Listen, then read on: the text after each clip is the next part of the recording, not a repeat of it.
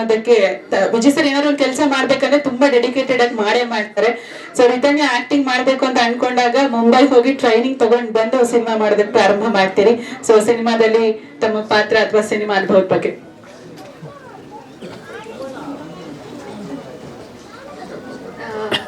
ಎಲ್ರಿಗೂ ನಮಸ್ಕಾರ.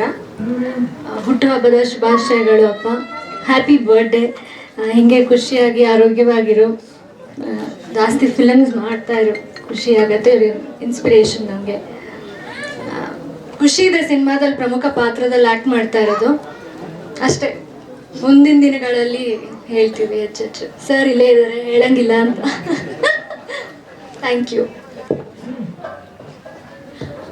ಸರ್. ಬಹಳ ಸೊಗಸಾಗಿ ಹೇಳಿದ್ರು ಅಂಬೆಗಾಲು ಅಂತ. ಮೋಸ್ಟ್ಲಿ ಇದನ್ನ ನಾವು ತೊದಲು ನುಡಿ ಅಂತ ಕನ್ಸಿಡರ್ ಮಾಡ್ತೀವಿ. ಮುಂದೆ ಇನ್ನ ದೊಡ್ಡದಾಗಿ ಬೆಳಿಲಿ ಅಂತ ಆಶಿಸ್ತೀವಿ. ವಿಜಯ್ ಸರ್, ಈಗ ನಿಮ್ಮ ಟರ್ನ್. ಎಲ್ಲರೂ ಕಾಯ್ತಿರೋದು ನಿಮ್ಮ ಮಾತುಗೋಸ್ಕರ.